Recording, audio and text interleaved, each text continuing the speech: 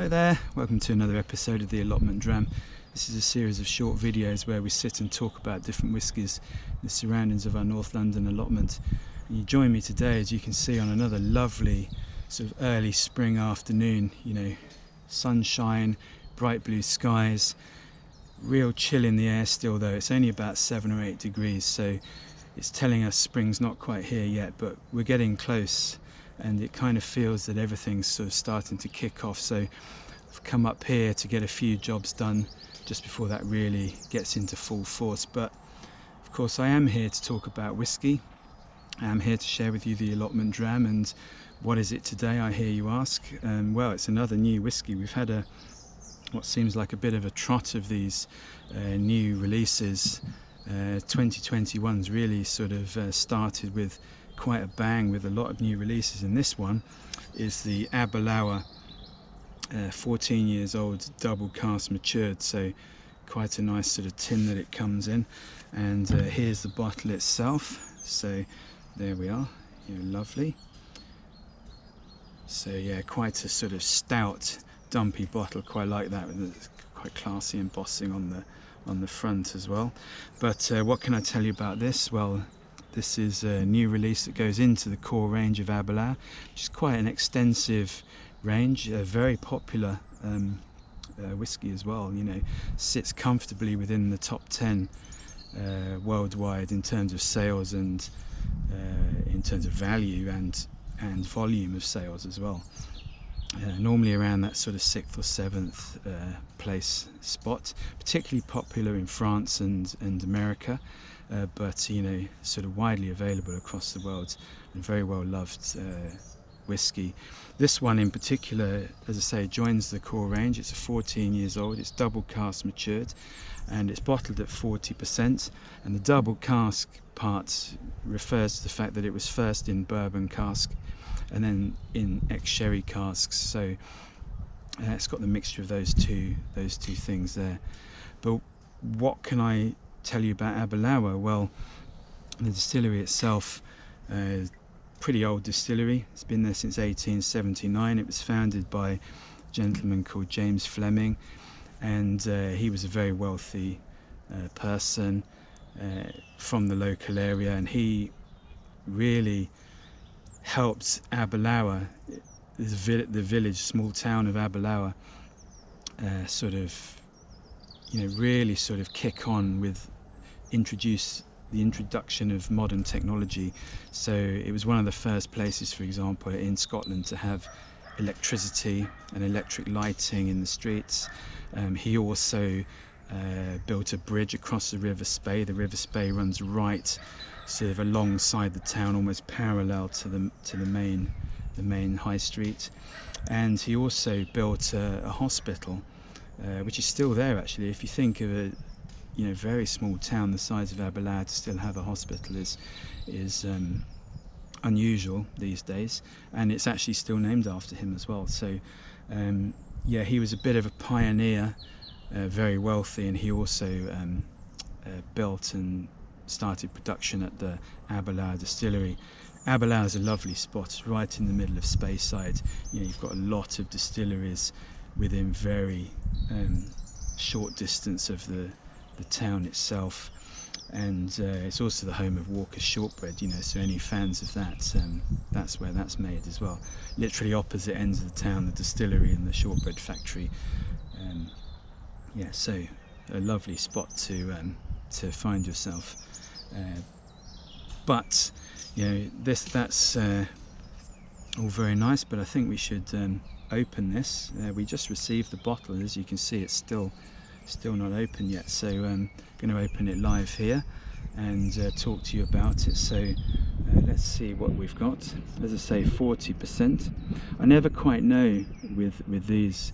We've got a seal, but with the paper over the top. I never quite know whether to take the paper off or to just pull the seal and break the paper. I don't know, it's a bit of OCD there maybe, but let's do it this way, and then we'll see how we get on. There we are.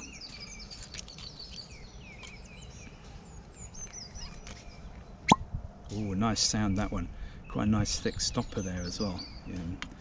yeah, as I say, nice, quite heavy glass bottle actually, which I quite like that. You know, if you're into that sort of thing, you know, it's a pretty cool bottle. But let's have a pour here. There we are, nice healthy one. As I said, it's a bit of a cold afternoon, so I make no excuses for that. Put the lid back on. We don't want any spillages, of course, particularly something like this, which is brand new. So let's have a look. So here we have, let's look at the colour there. It's lovely deep gold, almost like a hint of amber. Yeah, look, very nice colour. The nose, yeah, really enticing. Yeah, it's got a lovely sort of caramel, toffee. It's quite distinct apple as well, like green apple, maybe a bit cooked, like a stewed apple, and then with a bit of sort of cinnamon, nutmeg, those sort of baking spices in there.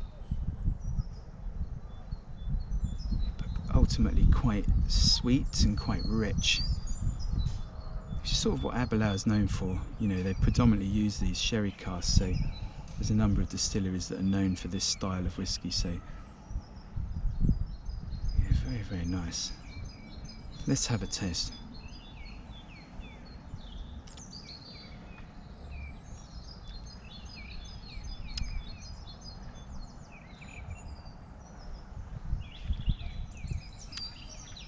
Yeah, it has this mouth coating quality, this sort of richness that I spoke about.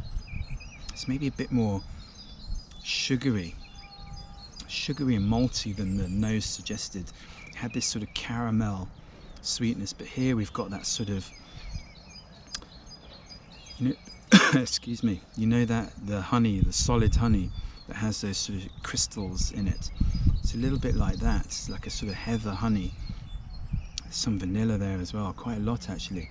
But then this sort of cereal, it's got a bittersweet, like cooked cereal, like an oat cookie or an oat cake, something like that, just underlying everything. And then you've got these sort of richer things piled on top. So let's have another taste.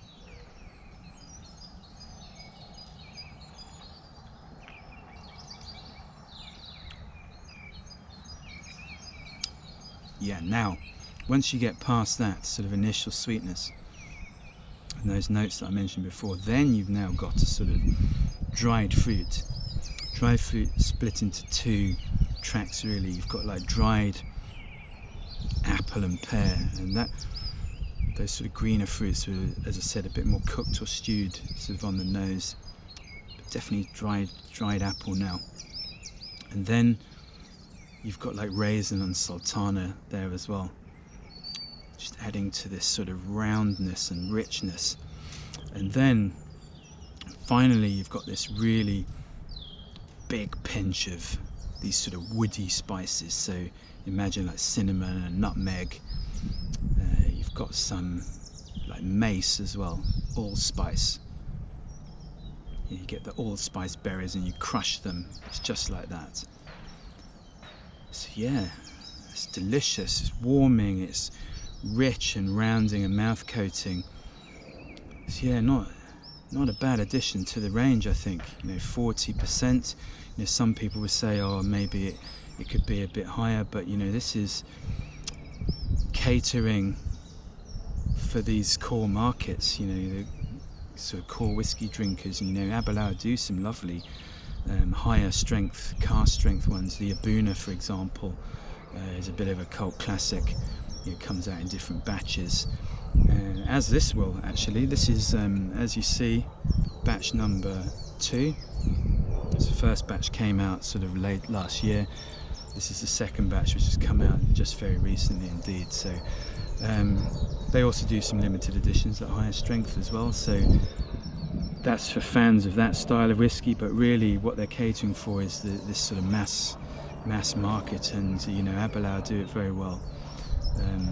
So yeah, lovely addition to the core range, I think, and be reviewing it on the blog also very shortly, so get some more in-depth tasting notes on that. But yeah, from myself and the Aberlour 14 Double Cask Matured, we will bid you farewell.